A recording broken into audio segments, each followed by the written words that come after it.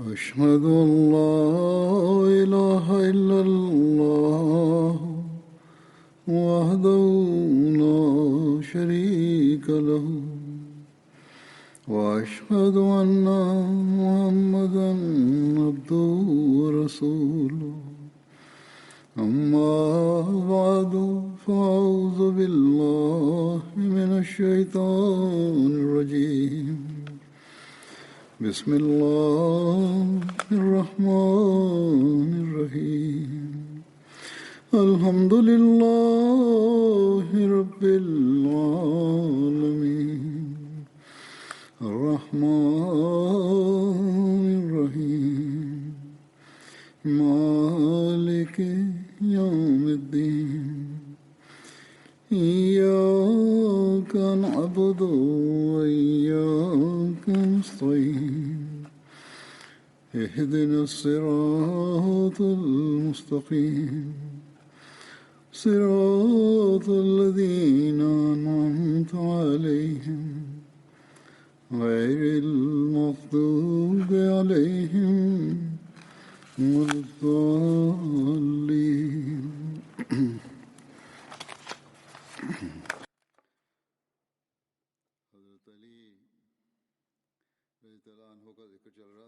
كان الحديث في الخطبة الماضية جاريا عن سيدنا علي رضي الله عنه، وسيستمر إلى بضع خطب أخرى بإذن الله تعالى.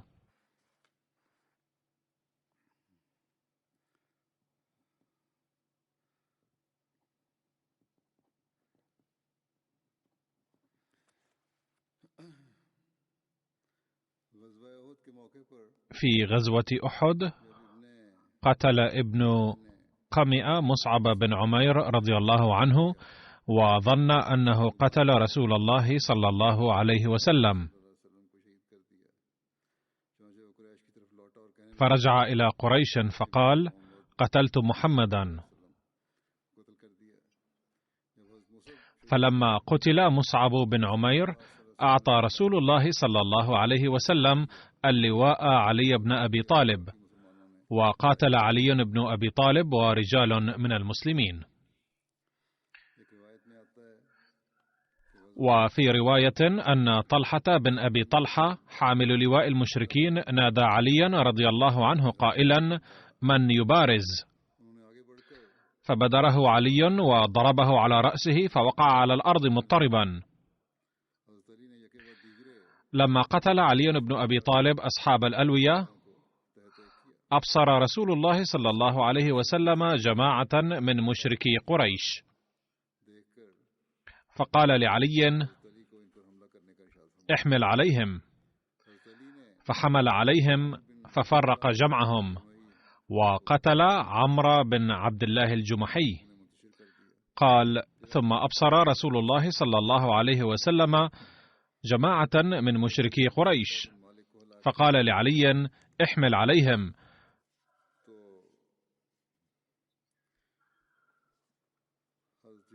فحمل عليهم ففرق جماعتهم وقتل شيبة بن مالك أحد بني عامر بن لؤي. فقال جبريل: يا رسول الله، إن هذه للمواساة.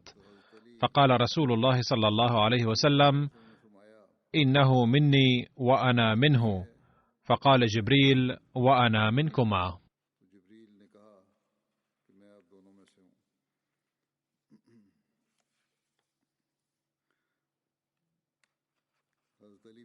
قال علي: لما تخلى الناس عن رسول الله صلى الله عليه وسلم يوم أحد نظرت في القتلى فلم أرى رسول الله صلى الله عليه وسلم، فقلت: والله ما كان ليفر وما أراه في القتلى، ولكن الله غضب علينا بما صنعنا فرفع نبيه، فما في خير من أن أقاتل حتى أقتل. فكسرت جفن سيفي ثم حملت على القوم فأفرجوا لي، فإذا برسول الله صلى الله عليه وسلم بينهم، أقول: هذه حكايات الحب والعشق التي بدأت من عهد الطفولة وتجلت في كل موطن. وقد جاء ذكر جروح أصيب بها رسول الله صلى الله عليه وسلم في غزوة أحد، فقد ورد في رواية عن سهل بن سعد وهو يسأل عن جرح رسول الله صلى الله عليه وسلم، فقال: أما والله إني لأعرف من كان يغسل جرح رسول الله صلى الله عليه وسلم، ومن كان يسكب الماء وبما دوي. قال: كانت فاطمة عليها السلام بنت رسول الله صلى الله عليه وسلم تغسله، وعلي بن أبي طالب يسكب الماء بالمجن. فلما رأت فاطمة أن الماء لا يزيد الدم إلا كثرة، أخذت قطعة من حصير فأحرقتها وألصقتها، فاستمسك الدم وكسرت رباعيته يومئذ، وجرح وجهه وكسرت البيضة على رأسه.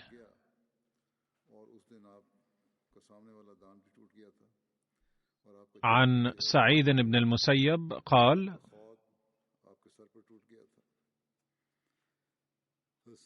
لقد أصابت عليا يوم أحد 16 ضربة.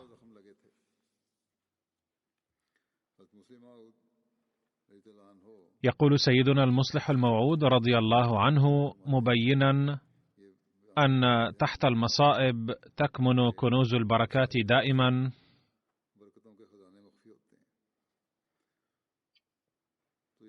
بعد العودة من غزوة أحد أعطى علي سيفه فاطمة وقال: اغسليه فقد صدقني اليوم. ولما كان النبي صلى الله عليه وسلم يسمع هذا الكلام من علي فقال: ما مفاده يا علي؟ لم يصدق سيفك فقط، بل هناك عديد من إخوتك الذين عملت سيوفهم أيضا أعمالا عظيمة. وذكر صلى الله عليه وسلم أسماء 6 أو 7 من أصحابه، وقال بأن سيوفهم لم تكن أقل عملا من سيفك. وقد حاز هؤلاء الفتح في نهاية المطاف بعد تكبد هذه المصائب. لقد وقعت غزوة الخندق في شوال في العام 5 من الهجرة، وحين حاصر جيش الكفار المدينة أجمع رؤساؤهم أن يغدوا يوما، وطلبوا مضيقا من الخندق يقحمون منه خيلهم إلى النبي صلى الله عليه وسلم وأصحابه، فلم يجدوا ذلك، وقالوا: إن هذه لمكيدة ما كانت العرب تصنعها. فقيل لهم: إن معه رجلا فارسيا أشار عليه بذلك. قالوا: فمن هناك إذن. فصاروا إلى مكان ضيق أغفله المسلمون، فعبر عكرمة بن أبي جهل ونوفل بن عبد الله وضرار بن الخطاب وهبيرة بن أبي وهب وعمرو بن عبد ود. فجعل عمرو بن عبد ود يدعو إلى البراز ويقول: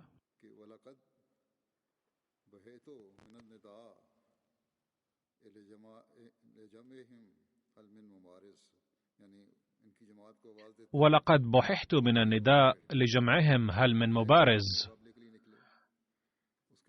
فقام علي رضي الله عنه فقال: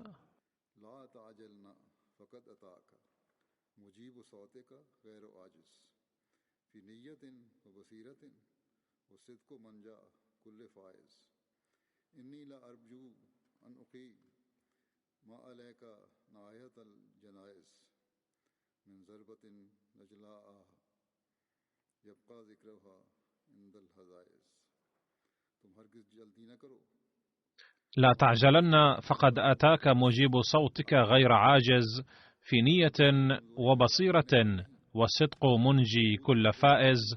إني لأرجو أن أقيم عليك نائحة الجنائز، من ضربة نجلاء يبقى ذكرها عند الهزاهز. قال علي بن أبي طالب: أنا أبارزه يا رسول الله. فأعطاه رسول الله صلى الله عليه وسلم سيفه وعممه وقال: اللهم أعنه عليه. ثم برز له ودنا أحدهما من صاحبه، وثارت بينهما غبرة، وضربه علي فقتله وكبر، فعلمنا أنه قد قتله، وولى أصحابه هاربين، وظفرت بهم خيولهم. يقول ميرزا بشير أحمد رضي الله عنه عن هذا الموقف: كان عمرو مقاتلا محنكا جدا، ويعد مساويا ل1000 جندي بسبب قوته وشجاعته وبسالته.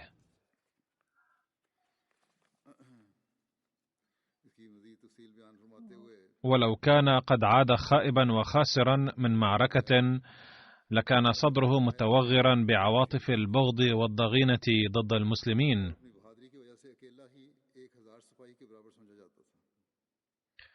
فلما خرج إلى الميدان طلب المبارزة، وقال بكل كبر وغرور: هل من مبارز؟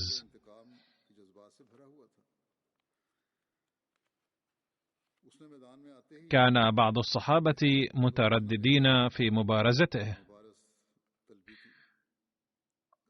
ولكن عليا رضي الله عنه خرج له بإذن من رسول الله صلى الله عليه وسلم، فأعطاه صلى الله عليه وسلم سيفه ودعا له. عندما تصدى علي رضي الله عنه لعمرو، قال له ما مفاده: سمعت أنك عهدت أنه لو طلب منك أحد من قريش أمرين لقبلت أحدهما. قال نعم. قال علي رضي الله عنه: فأطلب منك أن تسلم وتؤمن بالنبي صلى الله عليه وسلم وترث نعم الله تعالى.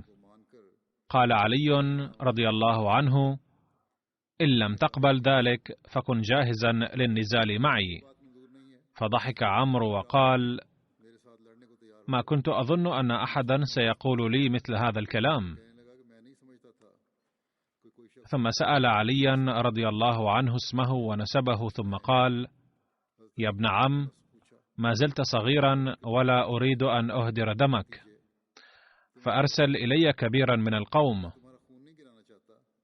قال علي: إن كنت لا تريد هدر دمي فأنا لن أتردد في هدر دمك. فاستشاط عمرو على ذلك غضبا، وقفز من فرسه وعقره وأسقطه على الأرض لكي لا يبقى سبيل لعودة الفرس. ثم تقدم إلى علي رضي الله عنه كوميض البرق، وضربه ضربة قاسية لدرجة قطع سيفه مجنته رضي الله عنه، وأصابه بجرح خفيف على جبينه. عندها كبر علي رضي الله عنه وضرب خصمه بقوة، فوصل سيفه إلى ما تحت منكب عمرو حتى سقط على الأرض مضطربا ولفظ أنفاسه. وبعد أن قتل عمرو بن عبد ود، بعث المشركون إلى رسول الله صلى الله عليه وسلم يشترون جيفته ب10,000، فقال: هو لكم، لا نأكل ثمن الموتى. قال البراء بن عازب رضي الله عنهما: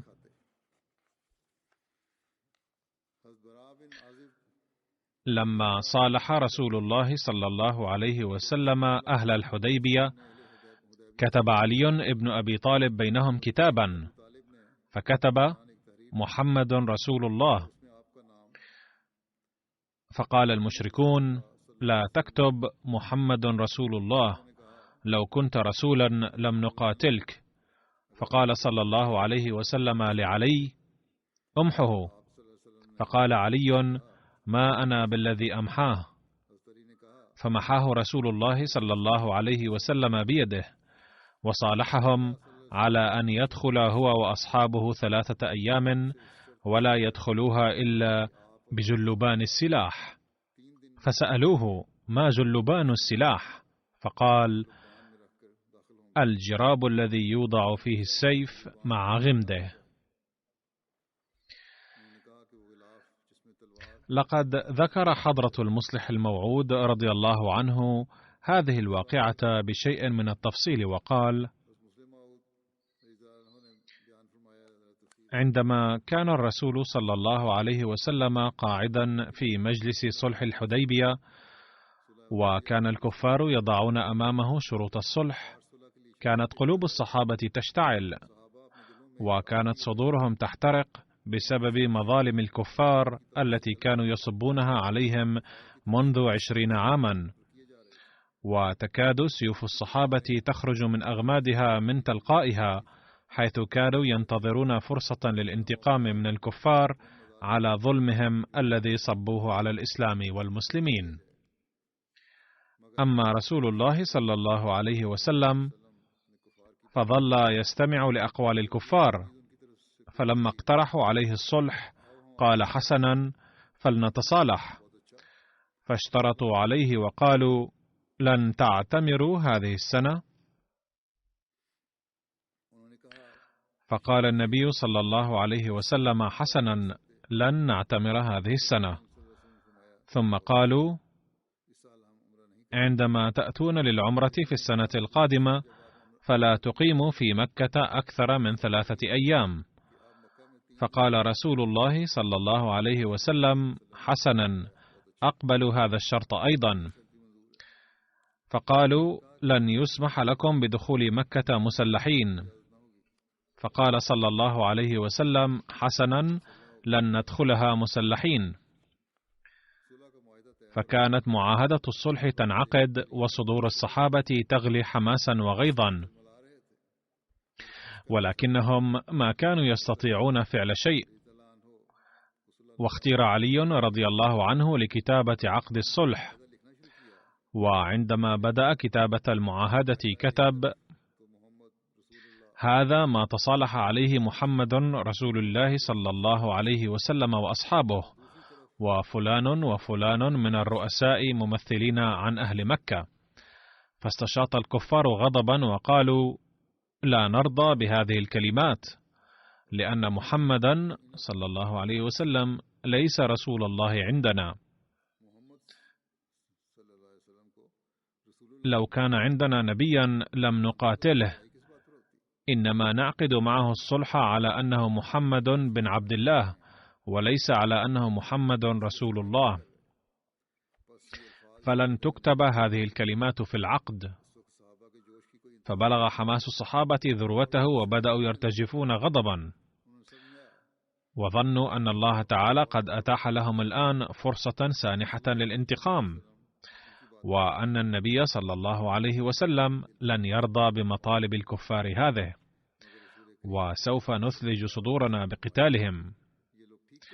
ولكن النبي صلى الله عليه وسلم قال: إن القوم محقون فيما يقولون، ويجب محو كلمة رسول الله من المعاهدة. ثم قال: امحوا يا علي هذه الكلمة. أما علي الذي كان مثالا عظيما للطاعة والإذعان، فقال وقلبه يرتجف وعيناه تسيلان الدموع: يا رسول الله، لا أقدر على محو هذه الكلمة. فقال النبي صلى الله عليه وسلم: ناولني الورقة. فأخذها من علي ومحى بيده كلمة رسول الله.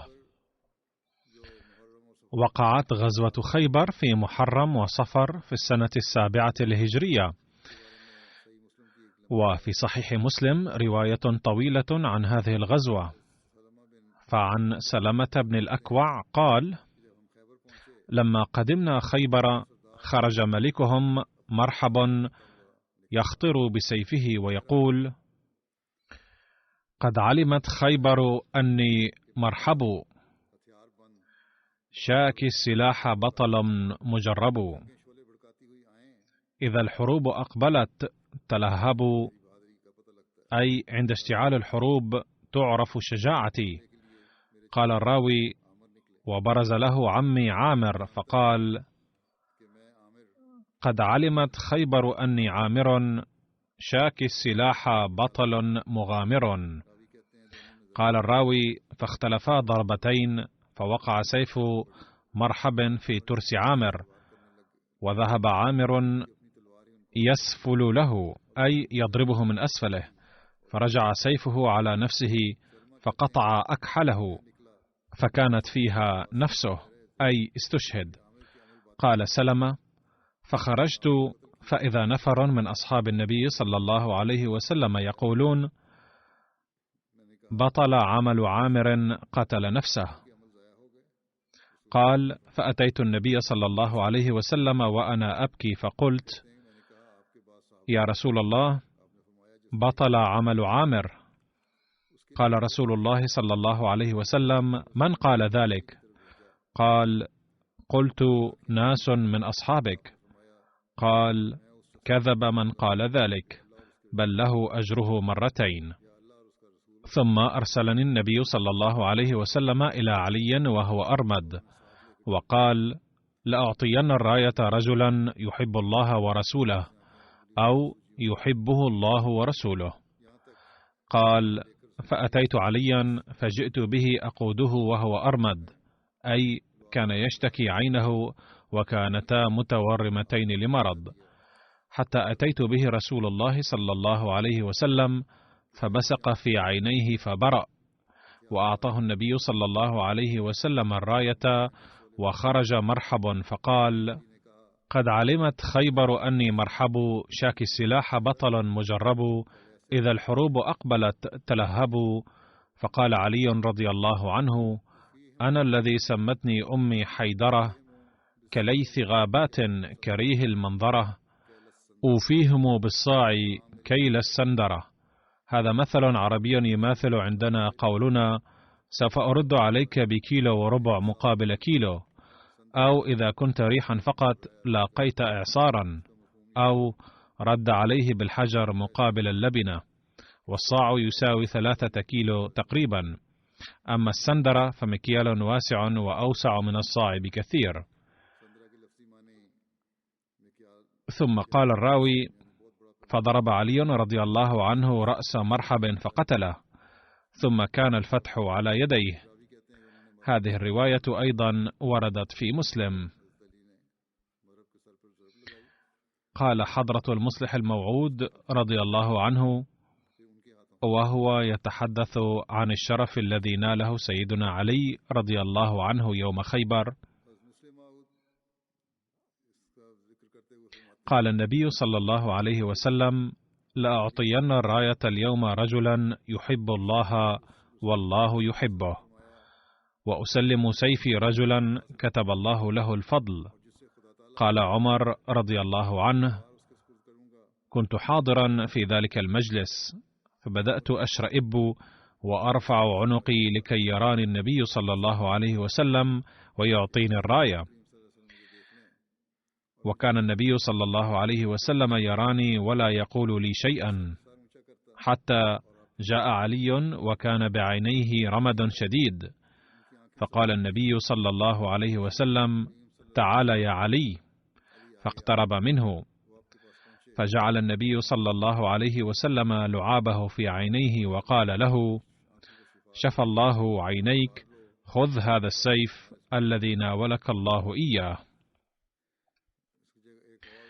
وفي موضع آخر أيضا قال حضرة المصلح الموعود بعد العودة من الحديبية ب5 أشهر تقريبا، قرر النبي صلى الله عليه وسلم إجلاء اليهود من خيبر التي كانت تقع على مسافة 10 منازل، وكان بإمكانهم أن يحيكوا من هنالك المؤامرات ضد المدينة بمنتهى السهولة. فسار النبي صلى الله عليه وسلم إلى خيبر في رفقته 1600 صحابي، وذلك في شهر أغسطس عام 628 الميلادية. كانت خيبر جيدة التحصين، حيث كانت تحيطها صخور أقيمت عليها حصون، ولم يكن من السهل على قوة صغيرة أن تفتح مكانا كهذا.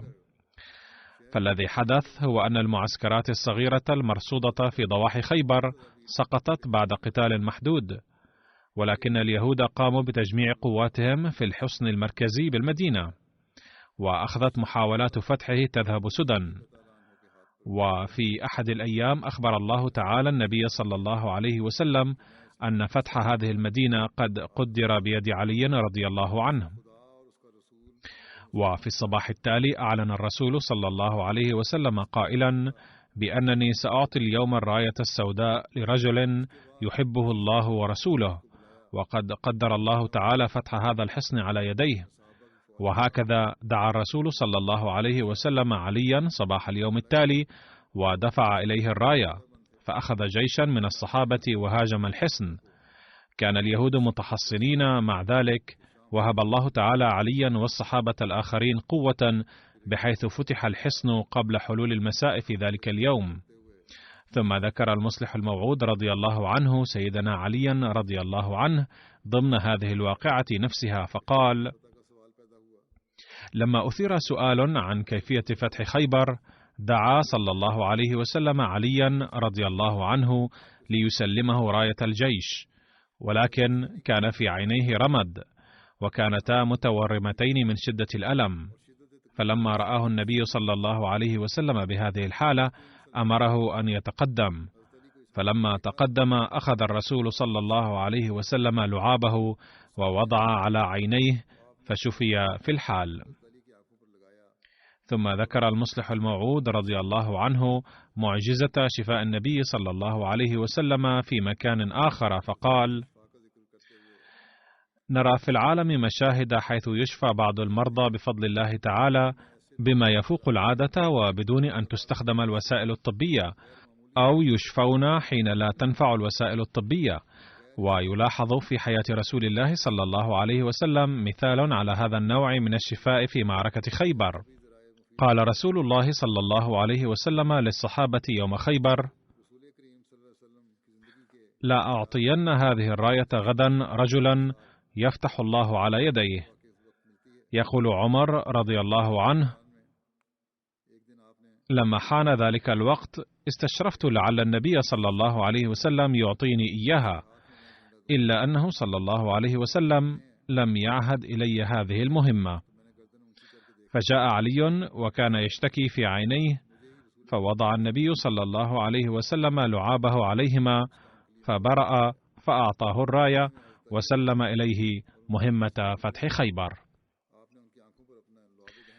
يقول المصلح الموعود رضي الله عنه: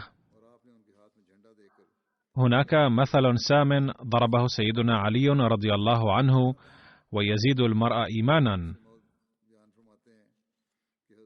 لقد خرج علي رضي الله عنه في خيبر للنزال مقابل قائد يهودي كبير، وظل يحاربه طويلا، لأن اليهودي كان بارعا أيضا في فنون الحرب، فطال النزال.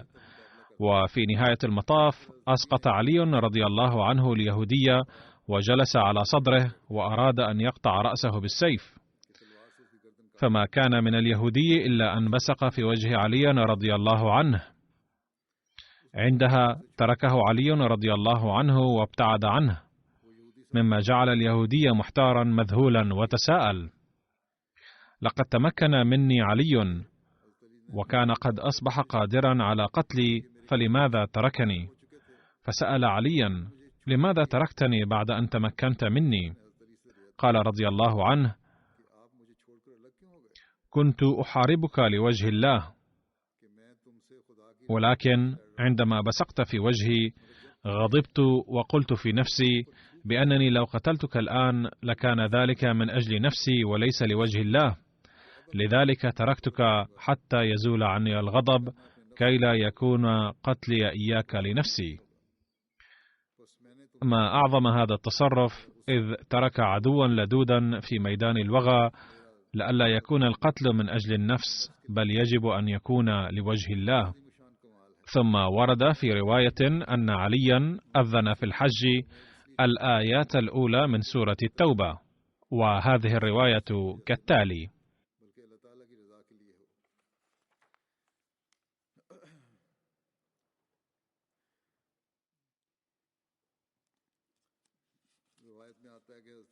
عن أبي جعفر محمد بن علي أنه قال: لما نزلت براءة على رسول الله صلى الله عليه وسلم، وقد كان بعث أبا بكر الصديق ليقيم للناس الحج، قيل له: يا رسول الله، لو بعثت بها إلى أبي بكر. فقال: لا يؤدي عني إلا رجل من أهل بيتي. ثم دعا علي بن أبي طالب رضي الله عنه فقال له: اخرج بهذه الآيات من صدر براءة، وأذن في الناس يوم النحر إذا اجتمعوا بمنى أنه لا يدخل الجنة كافر، ولا يحج بعد العام مشرك، ولا يطوف بالبيت عريان، ومن كان له عند رسول الله صلى الله عليه وسلم عهد فهو له إلى مدته. فخرج علي بن أبي طالب رضي الله عنه على ناقة رسول الله صلى الله عليه وسلم العضباء حتى أدرك أبا بكر بالطريق، فلما رآه أبو بكر بالطريق قال: أأمير أم مأمور؟ فقال: بل مأمور. ثم مضيا، فأقام أبو بكر للناس الحج، والعرب إذ ذاك في تلك السنة على منازلهم من الحج التي كانوا عليها في الجاهلية، حتى إذا كان يوم النحر قام علي بن أبي طالب رضي الله عنه فأذن في الناس بالذي أمره به رسول الله صلى الله عليه وسلم، فقال: أيها الناس، إنه لا يدخل الجنة كافر، ولا يحج بعد العام مشرك، ولا يطوف بالبيت عريان، ومن كان له عند رسول الله صلى الله عليه وسلم عهد فهو له إلى مدته. وأجل الناس 4 أشهر من يوم أذن فيهم، ليرجع كل قوم إلى مأمنهم أو بلادهم، ثم لا عهد لمشرك ولا ذمة إلا أحد كان له عند رسول الله صلى الله عليه وسلم عهد إلى مدة، فهو له إلى مدته. فلم يحج بعد ذلك العام مشرك، ولم يطف بالبيت عريان، ثم قدم على رسول الله صلى الله عليه وسلم.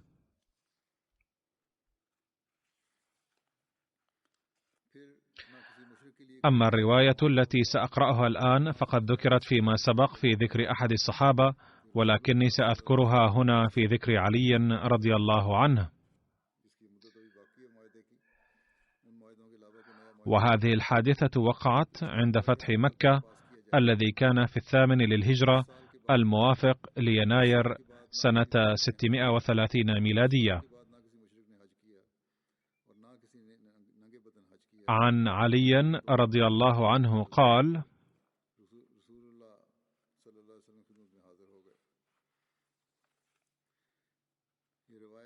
بعثني رسول الله صلى الله عليه وسلم أنا والزبير والمقداد بن الأسود. حدثت هذه الواقعة قبيل فتح مكة. قال: انطلقوا حتى تأتوا روضة خاخ، فإن بها ضعينة ومعها كتاب فخذوه منها. فانطلقنا، تعادى بنا خيلنا حتى انتهينا إلى الروضة، فإذا نحن بالضعينة فقلنا: أخرج الكتاب. فقالت: ما معي من كتاب. فقلنا: لتخرجن الكتاب أو لنلقين الثياب. فأخرجته من عقاصها، فأتينا به رسول الله صلى الله عليه وسلم، فإذا فيه من حاطب بن أبي بلتعة إلى أناس من المشركين من أهل مكة يخبرهم ببعض أمر رسول الله صلى الله عليه وسلم. فقال رسول الله صلى الله عليه وسلم: يا حاطب، ما هذا؟ قال: يا رسول الله، لا تعجل علي، إني كنت امرئا ملصقا في قريش، ولم أكن من أنفسها، وكان من معك من المهاجرين لهم قرابات بمكة يحمون بها أهليهم وأموالهم، فأحببت إذ فاتني ذلك من النسب فيهم أن أتخذ عندهم يدا يحمون بها قرابتي، وما فعلت كفرا ولا ارتدادا ولا رضا بالكفر بعد الإسلام. فقال رسول الله صلى الله عليه وسلم: لقد صدقكم، أي قبل منه ما قال. لقد ذكر سيدنا المصلح الموعود رضي الله عنه هذه الواقعة فقال: بعث صحابي ضعيف الإيمان إلى أهل مكة رسالة قال فيها بأن رسول الله صلى الله عليه وسلم خرج مع جيش من 10,000 لا أعرف مكان توجهه، غير أنني أظن أنه قادم إلى مكة، وإن لي بعض الأقارب والمعارف في مكة، وأتوقع أنكم ستساعدونهم في ساعة العسرة هذه وتنقذونهم من كل إيذاء. لم تصل هذه الرسالة إلى مكة إلا وقد دعا النبي صلى الله عليه وسلم عليا رضي الله عنه صباح ذات يوم وقال له: اذهب إلى هناك، فقد أخبرني الله تعالى أنك ستقابل هناك امرأة راكبة بعيرا ومعها رسالة إلى أهل مكة، فخذ الرسالة منها وأتي بها إلي فورا. عندما هم علي للسفر قال له رسول الله صلى الله عليه وسلم: إنها امرأة، فحذار أن تقسو عليها، بل عليك أن تصر وتلح عليها، وإن لم تعترف ولم تنفع التوسلات فيمكنك أن تمارس بعض القسوة، وإذا اضطررت لقتلها يمكنك ذلك أيضا، ولكن لا تسمح أن تمر الرسالة بأية حال.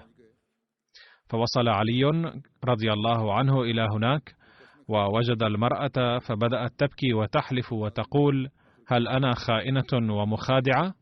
يمكنك أن تفحصني. ففحص جيوبها وأمتعتها ولكن لم يعثر على الرسالة. قال بعض الصحابة: لعل الرسالة ليست معها. غضب علي رضي الله عنه وقال: عليكم بالسكوت. ثم قال بحماس شديد: والله إن الرسول لا يكذب أبدا.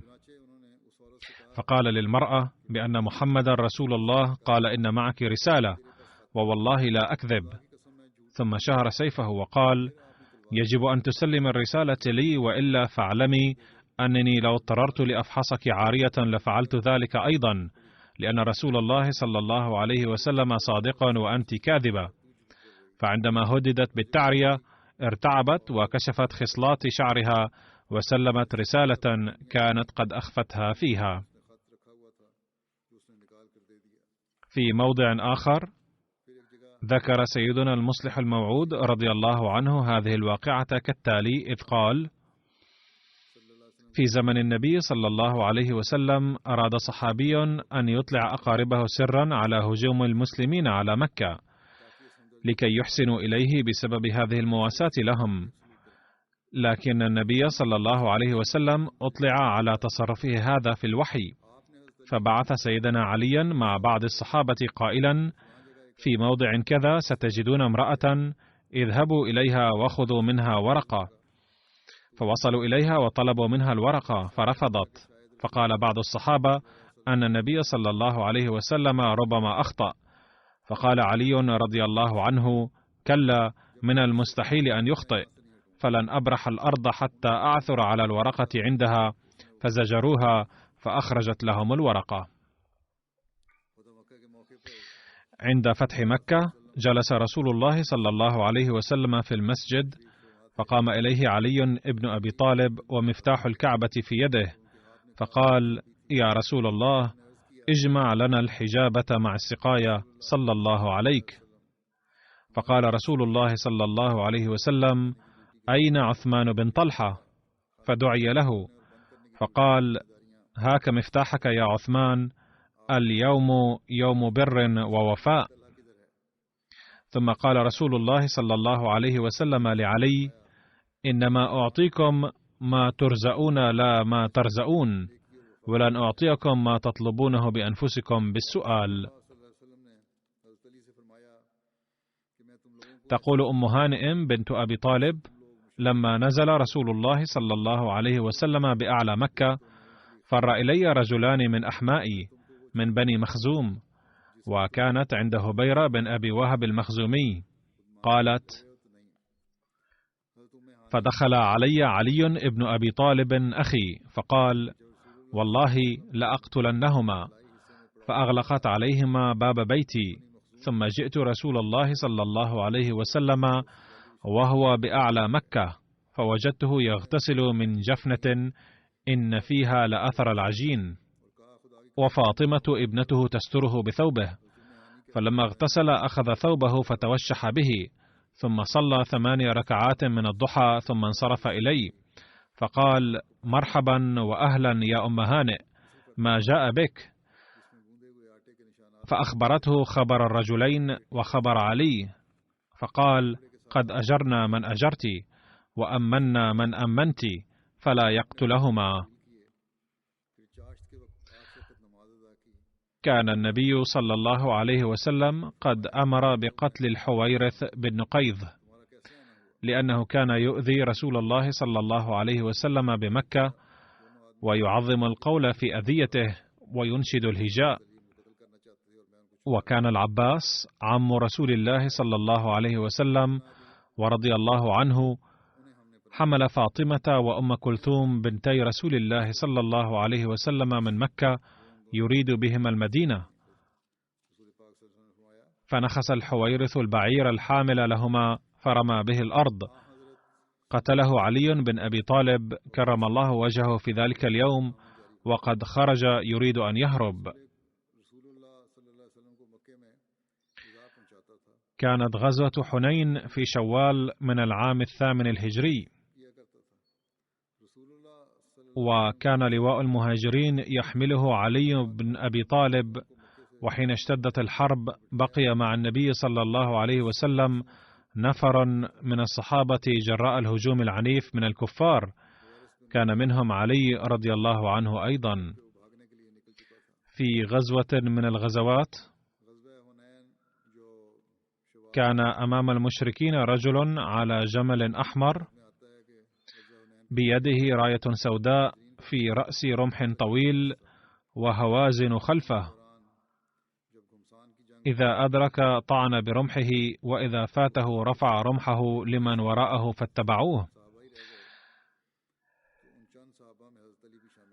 فبينما هو كذلك إذ أهوى إليه علي بن أبي طالب كرم الله وجهه ورجل من الأنصار يريدانه، فأتى علي من خلفه وضرب عرقوبي الجمل فوقع على عاجزه، ووثب الأنصاري على الرجل فضربه ضربة أطن قدمه بنصف ساقه، واجتلد الناس.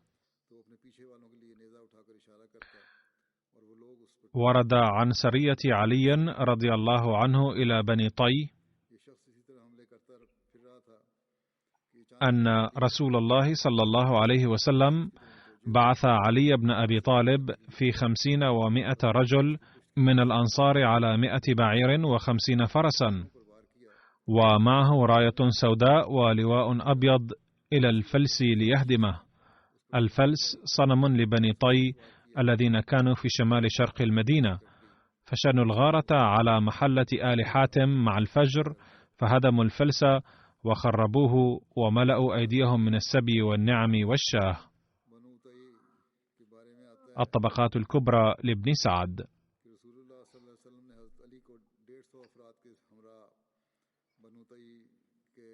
غزوة تبوك حدثت في شهر رجب في السنة 9 للهجرة. ورد عنها في رواية عن مصعب بن سعد عن أبيه أن رسول الله صلى الله عليه وسلم خرج إلى تبوك واستخلف عليا،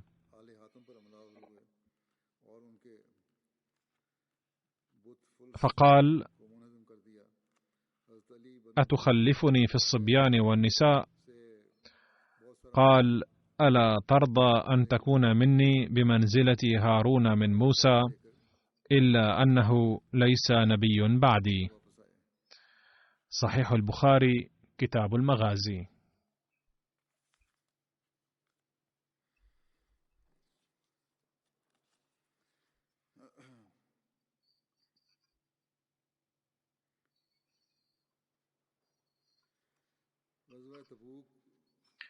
قال المصلح الموعود رضي الله عنه وهو يذكر هذا الحدث: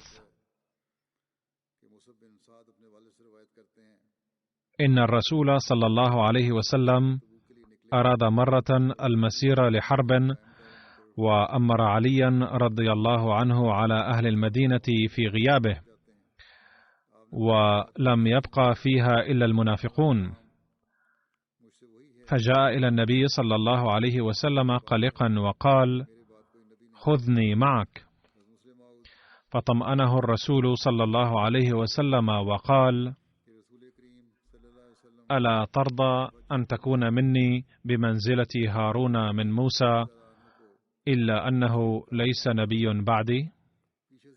أي يا علي، إن النسبة بيني وبينك هي كالنسبة بين هارون وموسى، وسوف تكون خليفة بعدي يوما ما، كما كان هارون خليفة موسى، إلا أنك لن تكون نبيا.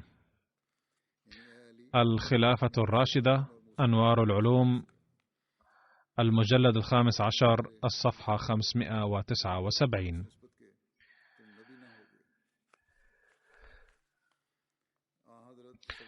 ورد عن بعثة علي رضي الله عنه إلى اليمن أن في السنة 10 للهجرة بعث رسول الله صلى الله عليه وسلم عليا إلى اليمن، وقد كان أرسل قبله خالد بن الوليد إليهم يدعوهم إلى الإسلام، فلم يجيبوه، فأرسل عليا، وقرأ علي كتاب رسول الله صلى الله عليه وسلم على أهل اليمن، فأسلمت همدان كلها في يوم واحد، فكتب بذلك إلى رسول الله صلى الله عليه وسلم، فقال صلى الله عليه وسلم: السلام على همدان، يقوله 3.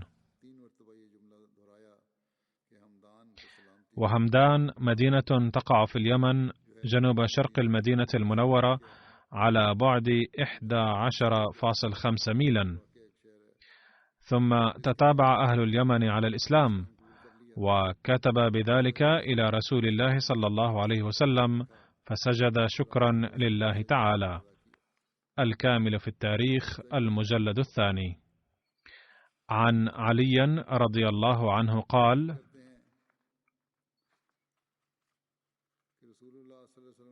بعثني رسول الله صلى الله عليه وسلم إلى اليمن قاضيا، فقلت: يا رسول الله، ترسلني وأنا حديث السن ولا علم لي بالقضاء؟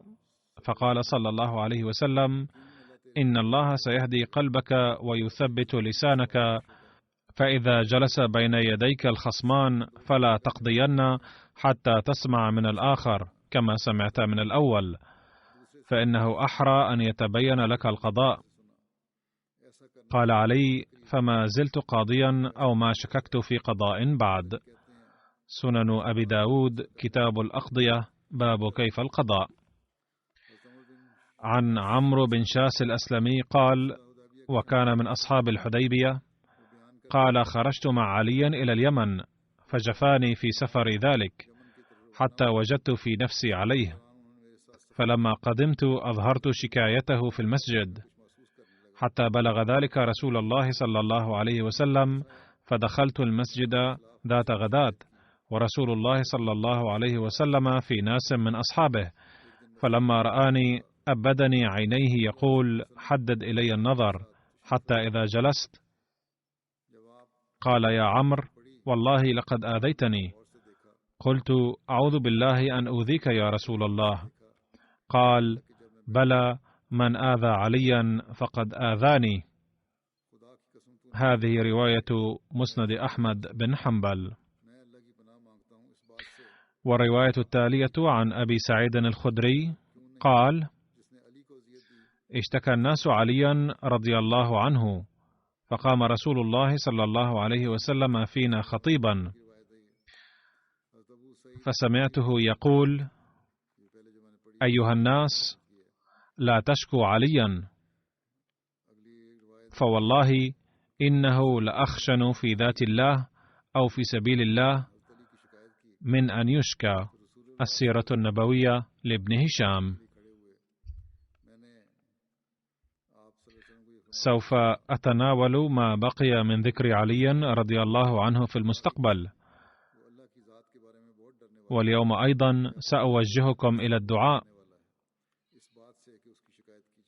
لقد فات ذكر الجزائر في خطبة الجمعة الماضية، فإن الظروف فيها أيضا قاسية على الأحمديين، وبعضهم قد أسروا، لذا يرجى الدعاء لهم أن يسهل الله تعالى عليهم ويهيئ أسباب فك الأسرى للأسرى عاجلا، وهذا الحكومة أيضا لتعدل وتؤدي حقوق الأحمديين كغيرهم أيضا.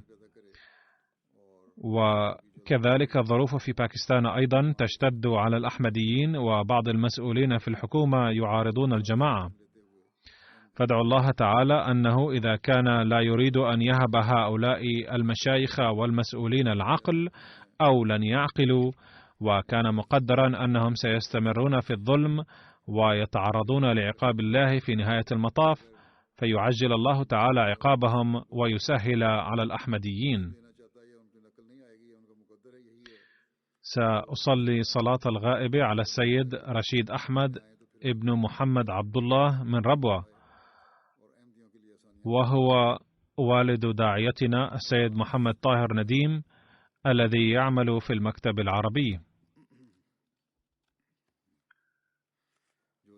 لقد توفي المرحوم في 28 من تشرين الأول أكتوبر عن عمر يناهز 76 عاما. إنا لله وإنا إليه راجعون.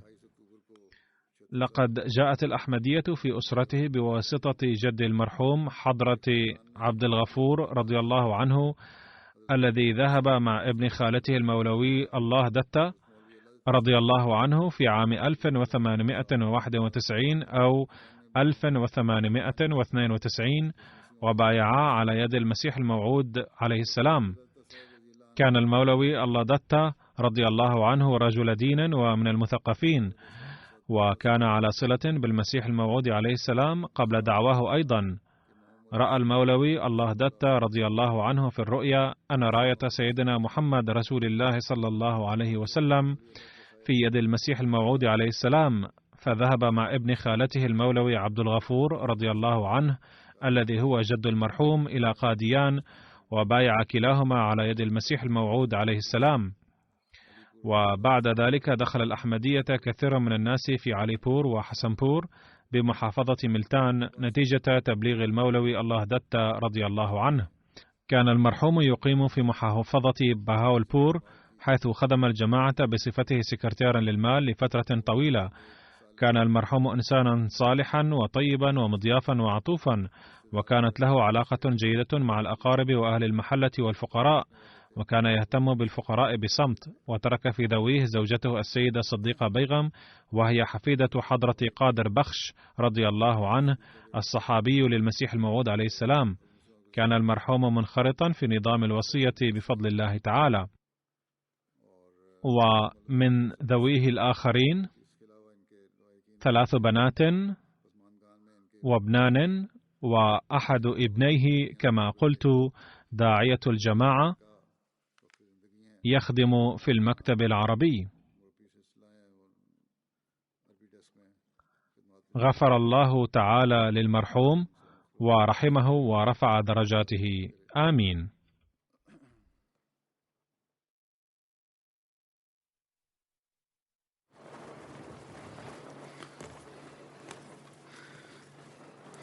الحمد لله نحمده ونستعينه ونستغفره ونؤمن به ونتوكل عليه ونعوذ بالله من شرور أنفسنا ومن سيئات أعمالنا من يهده الله فلا مضل له ومن يضلل فلا هادي له ونشهد أن لا إله إلا الله ونشهد أن محمدا عبده ورسوله. عباد الله رحمكم الله، إن الله يأمر بالعدل والإحسان وإيتاء ذي القربى وينهى عن الفحشاء والمنكر والبغي يعظكم لعلكم تذكرون. اذكروا الله يذكركم وادعوه يستجب لكم ولذكر الله أكبر.